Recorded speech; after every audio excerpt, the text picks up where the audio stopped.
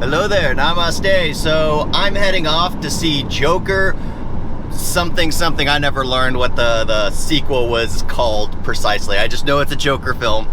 I was not expecting anything from it based off the trailer, and let's see if I'm right. So I'm gonna be honest. The only thing that I think of note for me that I enjoyed was the very end of this film. I don't know why they thought a musical would be good. Now, if they were going the route of, like in Joker, the one where he goes up and does comedy and he believes everyone is laughing, and then he notices that no one was laughing on the footage afterwards. If they did something like that when he was singing, and then on the newsreel he was just like staring into the camera, maybe drooled or something weird and awkward, or he just sounded off key, things like that, you'd be like, oh, okay, it's the same situation as before. He believes he's better than he really is. But the problem was, they couldn't commit to it. It was like, okay, this one right here, it's not gonna be real. It's gonna be fake. The next one will be real. We'll have it real. And it's like, at this point in time, what's real, what's fake? I did not care for it. It was absolutely aggravating. I mean, of course, Joaquin Phoenix still looks absolutely, I forget the word for it, but his body is just off. At the very beginning, you see it. But I didn't really care for anything, because the guards, they seem both, you know, bullies, and at the same time it's like they cared for him. I don't know. I don't know what I was supposed to feel there. I was like, I don't know about these guards. I don't know about these inmates. I didn't care for the relationship again with Harley Quinn. There was nothing really there. She was just decided to become crazy and lie about who she is to get in the good graces of the Joker, and then, but yeah, in the end, this is more of an origin story for Gotham.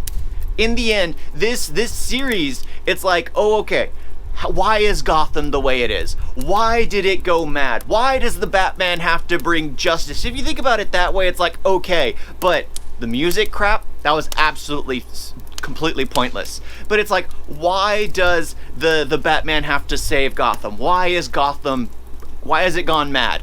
Of course, the corruption of the elites, in as well as the everything else. The fact that they had Harvey Dent as the defense attorney, it's just, I enjoyed it. I enjoyed those little aspects, those little little things, because Harvey Dent is very young, of course, because he would be with how they're trying to rope it in with, of course, a series that comes out like 20 years after this film. Because this is supposed to take place in the 80s, and then the Batman Begins, that, spoiler alert, Batman Begins, I think that film came out in like early 2000, I think. I could be wrong, I didn't bother looking it up, but with how it ends, and that laugh at the very end, it's, of course, they are linking it. It's like, this is why the Gotham is the way it is.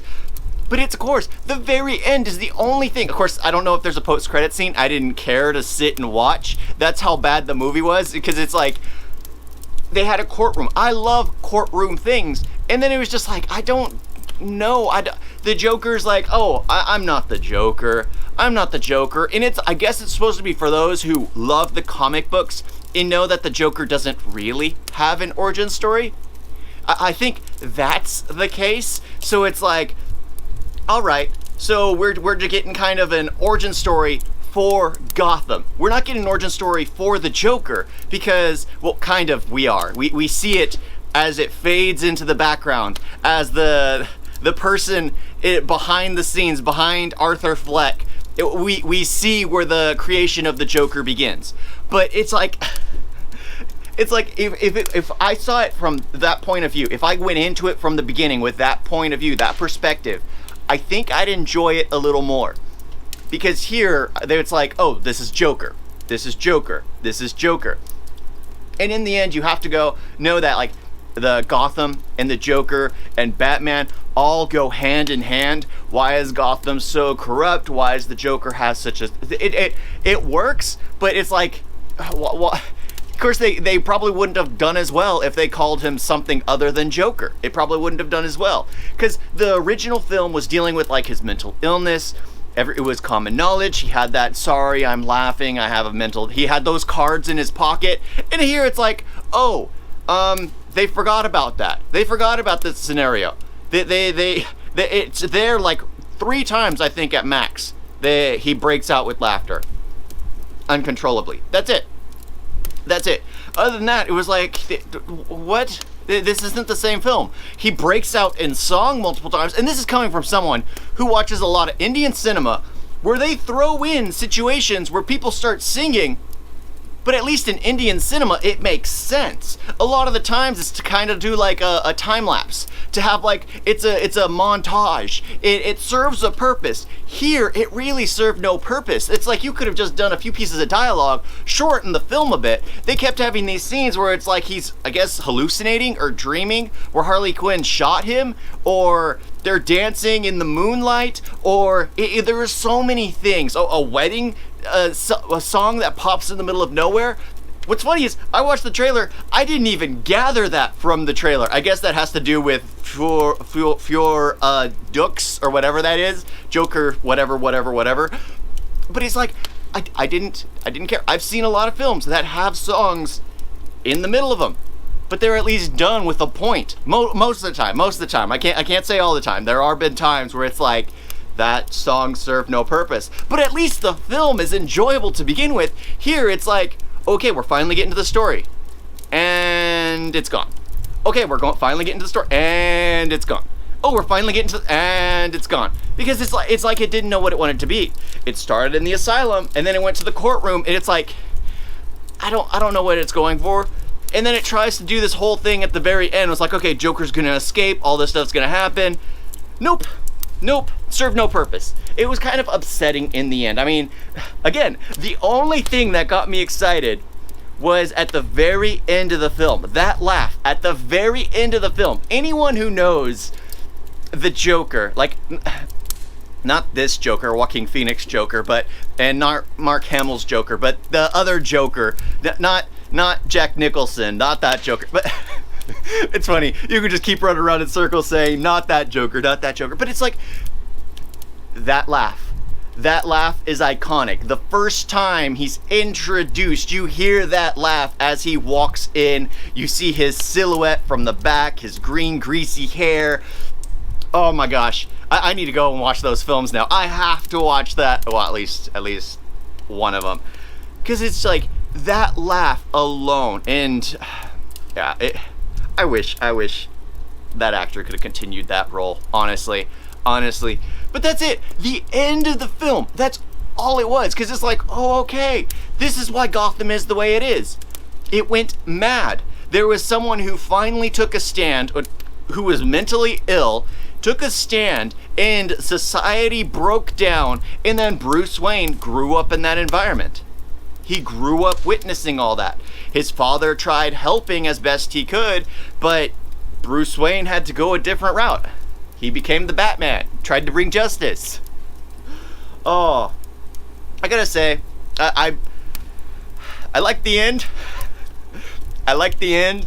Hated the music. Because it's like, Joker, it's literally Taxi. If you've seen that movie, it's that film. Literally cut and paste. Just throw in the Joker. Just make the taxi driver out to be the bad guy. Don't make him the good guy. Just make him out to be bad. Then you just slap him in makeup and make him out to be Joker. And it's just like, this one I was like, if they go that route, they could do One Flew at the Cuckoo's Nest. Then they could go like, which would be like an Escape from Arkham, One Flew the Cuckoo's Nest. And then the sequel would be like The Killing Joke, which would be, of course, A Clockwork Orange, where it shows more of the history of, what happens in The Killing Joke? He captures Robin, he turns him insane. What happens in A Clockwork Orange? Well, it's basically the dude who's insane gets turned insane, and how he was turned insane, and creepy movie. Only ever seen it once, and I was a kid when I watched it. We'll never see it again. But it's like, that's how you do it. It was like you had a perfect cut and paste from a classic film. You could do it with another classic film and then another classic film, but I guess they didn't want to do a trilogy. I thought they were going to do a trilogy. And what's funny is this one had much more money. What'd the money go to? Paying Joaquin Phoenix twice as much? Sure. I mean, he starved himself and nearly killed himself for this role.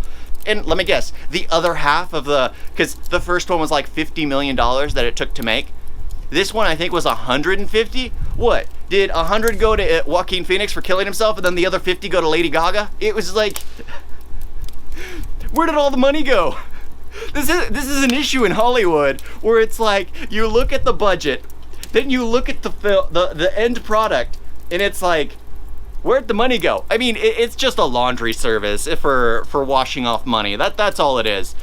But yeah, I gotta say, the ending is the only thing that was worth sitting around for. You could literally watch Joker, then watch the start of this, and then cut to the last few minutes, like the courtroom scene. That's it. And then skip the song in between. You could literally cut out the majority of what's in this and have it be like a continuation of the first one, because what happened? He shot Murray. Then he's they show him in his jail cell as he's treated. Then they go to the courtroom scene, and then it goes to the very end of the film. Literally, you could have had 20, 30 minutes on to the original movie by ripping out a ton of this crap. The pointless singing, pointless Harley Quinn story arc, which serves no purpose. Rip that all out, and what happens? You end up getting you end up getting to the meat of it all. That this is an origin story for Gotham. It's not an origin story for Joker. But yeah, this movie was completely pointless. In the end, if you think about it that way, it served no purpose. It's like one of those things that, what is it, Marvel did, where they'd create like these little shorts, like these 10-minute videos to show like what happened to the Mandarin after Iron Man, the Ben Kingsley's Mandarin. But it's like, what happened to these people? They would have like these 10-minute things, and it's like, that's what this should have been. That's it. It shouldn't have been anything special. They shouldn't have spent so much money on it because there is no story here. There isn't any. It was just to get to the end to let you know that this right here, this two films called Joker aren't about Joker. It's about the origin story of Gotham. Thank y'all for watching. Talk to you next time. Toodles!